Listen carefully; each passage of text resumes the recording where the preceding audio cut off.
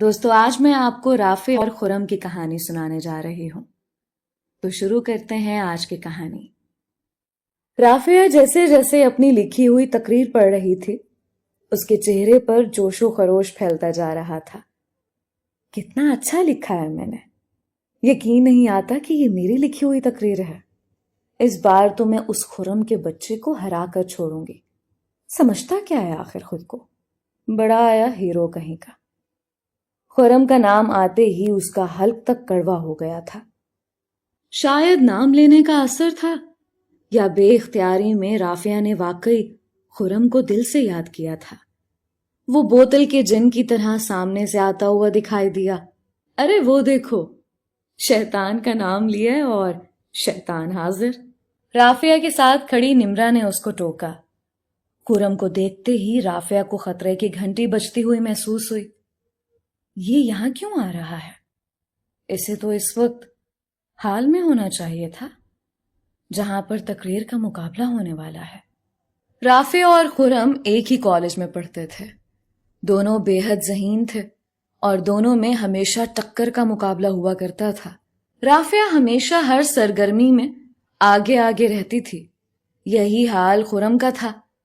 کبھی خرم جیت جاتا اور کبھی رافعہ، لیکن اس بار رافعہ کا پورا ارادہ تھا کہ وہ خرم کو تقریری مقابلے میں ہرا ڈالے گی۔ کالج کے سبھی اسٹوڈنٹس جانتے تھے کہ وہ دونوں ایک دوسرے کے جانی دشمن تھے۔ جہاں بھی ایک دوسرے کو دیکھ لیتے، لڑے بغیر آگے نہ بڑھتے۔ رافعہ حسن میں یکتا تھی اور ذہانت میں بھی۔ اس میں اعتماد کی بھی کوئی کمی نہیں تھی، اس لیے وہ خرم سے ڈرتی ذرا بھی نہ تھی۔ ایسا ہی کچھ خرم کے ساتھ بھی تھا۔ وہ بھی کالج میں چاکلیٹی ہیرو کے نام سے مشہور تھا۔ امتحانات میں جب بھی اس کے نمبر رافعہ سے زیادہ آتے تھے، وہ ایک دلکش مسکراہٹ کے ساتھ اسے جلاتا رہتا۔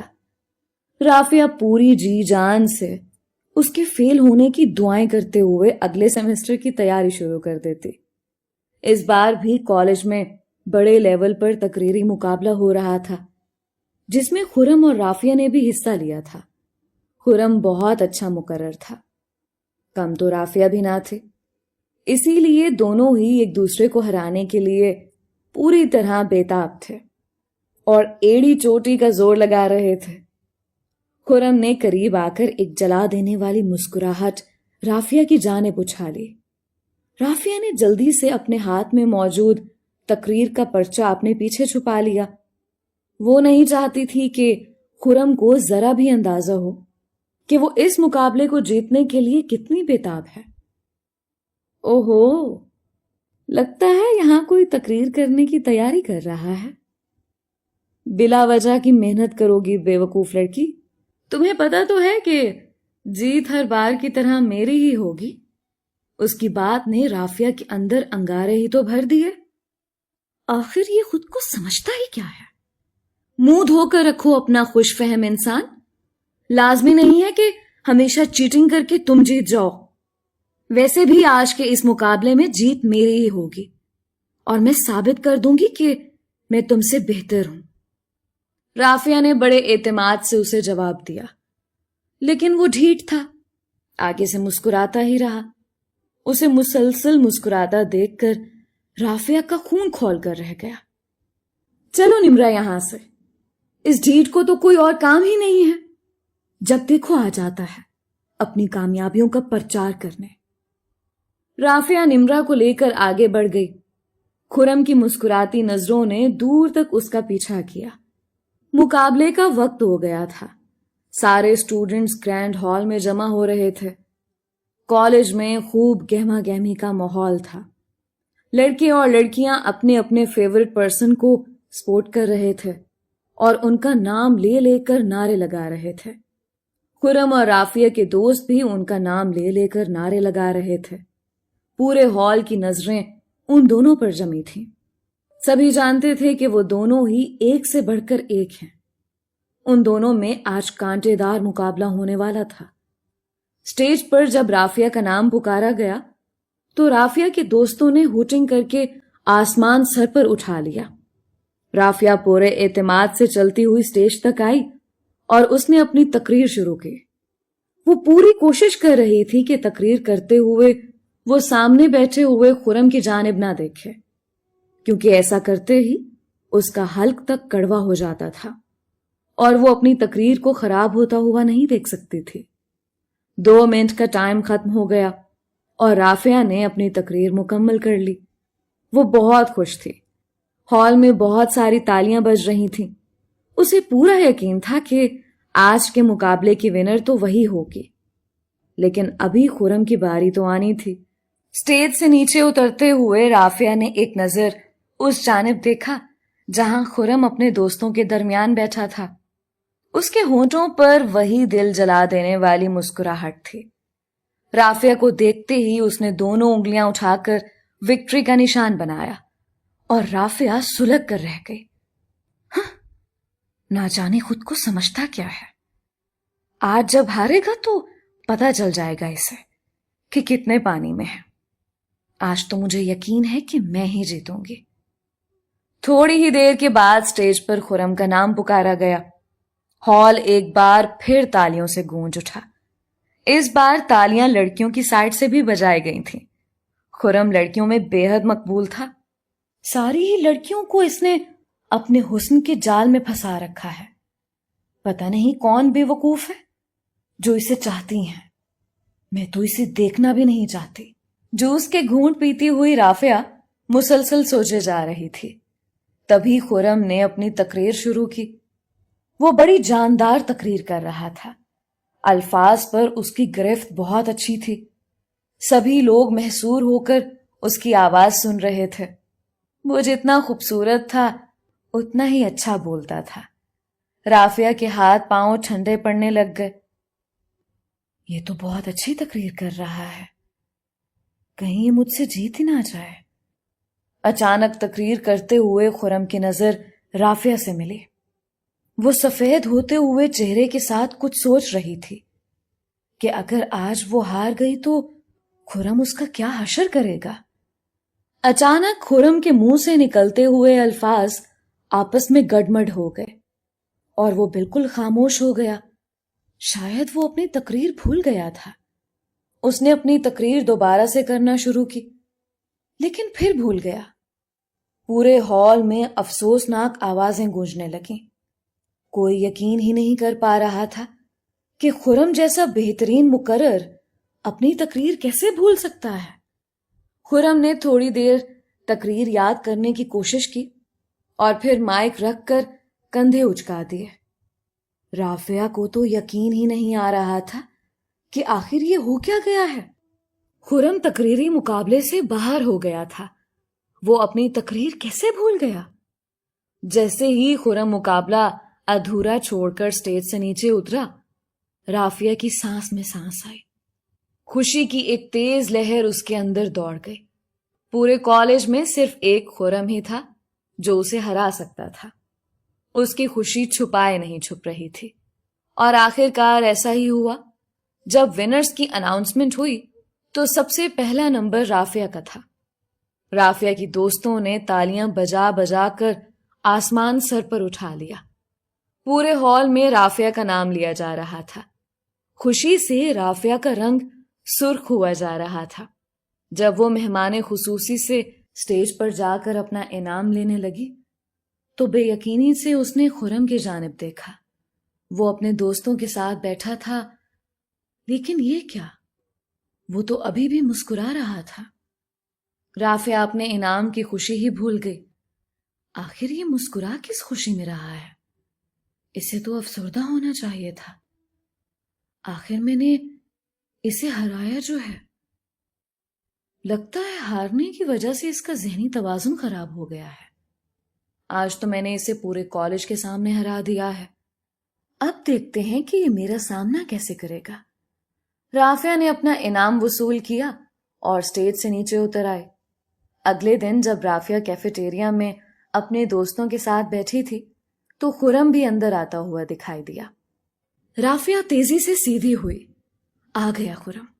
अब देखना इसे कैसे जलाते हूं कि मैंने इसे हरा डाला। लेकिन ये इसके साथ कौन है। राफिया और उसकी दोस्त हैरत से देख रही थी। خرم ایک لڑکی کے ساتھ کیفیٹیریا میں داخل ہو رہا تھا۔ لڑکی بے حد خوبصورت تھی اور ماڈرن بھی۔ وہ دونوں ہنس ہنس کر آپس میں باتیں کر رہے تھے۔ ارے یہ خرم کس سے باتیں کر رہا ہے؟ آج سے پہلے تو اسے کسی لڑکی کے ساتھ اتنا فری ہوتے ہوئے نہیں دیکھا۔ لگتا ہے یہ کوئی نئی لڑکی آئی ہے، اس سے پہلے تو اسے کالج میں نہیں دیکھا۔ نمرا نے کولڈ ڈرنک کا سپ لیتے ہوئے تبصرہ کیا، لیکن پتہ نہیں رافیہ کے اندر ایک دم کچھ بھت سا گیا۔ اسے سمجھ نہیں آ رہی تھی کہ ایسا کیوں محسوس ہو رہا ہے اسے۔ شاید وہ خرم کو شرمندہ نہیں کر پائی، اس لیے وہ اپنی کیفیت کو کوئی نام نہ دے سکی۔ بس اچانک سے اٹھ کر کیفیٹیریا سے باہر چلی گئی۔ دن گزرتے رہے۔ خرم اب زیادہ وقت اسی لڑکی کے ساتھ نظر آتا تھا۔ رافیہ جب بھی ان دونوں کو ساتھ دیکھتی سلگ کر رہ جاتی۔ وہ اپنی کیفیت کو کوئی نام دینے سے قاصر تھے۔ اسے تو خرم ایک آنکھ نہ بھاتا تھا۔ آج بھی جب نوٹس بنانے کے غرض سے رافیہ اور نمرا کالج کے لان میں آ کر بیٹھے تو کچھ ہی فاصلے پر خرم اس لڑکی کے ساتھ بیٹھا تھا۔ وہ اسے کچھ سمجھا رہا تھا۔ رافیہ کو ایک دم اپنے اندر ویرانی سی پھیلتی ہوئی محسوس ہوئی۔ اس نے نمرا سے کہا، چلو یار کہیں اور جا کر بیٹھتے ہیں، ایک تو پتہ نہیں جہاں جاؤ یہ خرم کیوں سامنے آ جاتا ہے۔ نمرا نے ناسمجھی کے عالم میں اس کی جانب دیکھا۔ کیا کہہ رہی ہو؟ وہ تو اس لڑکی کے ساتھ بیٹھا ہے، ہماری جانب دیکھ بھی نہیں رہا۔ اتنا اچھا موسم ہے، یہیں بیٹھ جاتے ہیں۔ رافیہ نے نمرا کی باقی بات سنی ہی نہیں۔ اس کے ذہن میں تو بس یہی جملہ اٹک گیا کہ وہ تو ہماری جانب دیکھ بھی نہیں رہا۔ ہاں ہاں نہ دیکھے وہ ہماری طرف، مجھے ضرورت بھی نہیں ہے کہ وہ مجھے دیکھے، مجھے تو ویسے بھی وہ پسند ہی نہیں ہے۔ اور اب اگر اس نے کوئی اور لڑکی پسند کر ہی لی ہے تو اچھا ہے کہ اس کے ساتھ رہے۔ اگر آئندہ اس نے مجھ سے بات کرنے کی کوشش کی تو میں اس کا سر پھاڑ دوں گی۔ نمرا حیرت زدہ دیکھ رہی تھی کہ رافیہ اس قدر غصے میں آ کیوں گئی۔ اس کی آواز بلند ہو گئی تھی۔ آس پاس کے سبھی اسٹوڈنٹس مڑ مڑ کر اس کی جانب دیکھنے لگے۔ شاید خرم نے بھی اس کی بات سن لی تھی۔ وہ بھی سر اٹھا کر رافیہ کی جانب دیکھ رہا تھا۔ اچانک رافیہ کو احساس ہوا کہ اس نے بہت اونچی آواز میں بات کی ہے۔ وہ شرمندہ سی ہو گئی۔ اس نے مڑ کر خرم کو دیکھا۔ وہ نہ سمجھنے والے انداز میں رافیہ کو ہی دیکھ رہا تھا۔ رافیہ اچانک پلٹی اور دوسری جانب چلی گئی۔ وہ خود بھی سمجھ نہ پا رہی تھی کہ وہ یہ سب کچھ کیوں کر رہی ہے۔ امتحانات ہونے والے تھے، اس لیے سارے ہی اسٹوڈنٹس تیاریوں میں لگ گئے۔ رافیہ نے بھی ہر خیال کو ذہن سے جھٹکا اور ایگزامز کی تیاری کرنے لگی۔ لیکن اس روز جب وہ گھر گئی تو امی نے بتایا کہ کچھ رشتے والے آئے ہیں۔ رافیہ یہ سن کر بیزار سے ہو گئی۔ کیا امی آئے روز رشتے والوں کو آپ بلا لیتی ہیں؟ آپ کو پتا تو ہے کہ میں تعلیم مکمل ہونے سے پہلے شادی نہیں کرنا چاہتی۔ امی مسکرا دیں اور کہنے لگیں کہ انہیں تمہاری تعلیم مکمل کرنے سے کوئی اعتراض نہیں، بلکہ لڑکا تو تمہارے کالج میں ہی پڑھتا ہے اور اس نے کہا ہے کہ تم جب تک چاہو پڑھتی رہو، ابھی صرف منگنی کریں گے، شادی تعلیم مکمل ہونے کے بعد ہی کریں گے۔ دراصل ان لوگوں کو خوف ہے کہ تمہارا رشتہ کہیں اور نہ ہو جائے۔ رافیہ چونک گئی۔ میرے کالج میں؟ میرے کالج کا کون سا لڑکا ہے جس نے میرے لیے رشتہ بھیج دیا ہے؟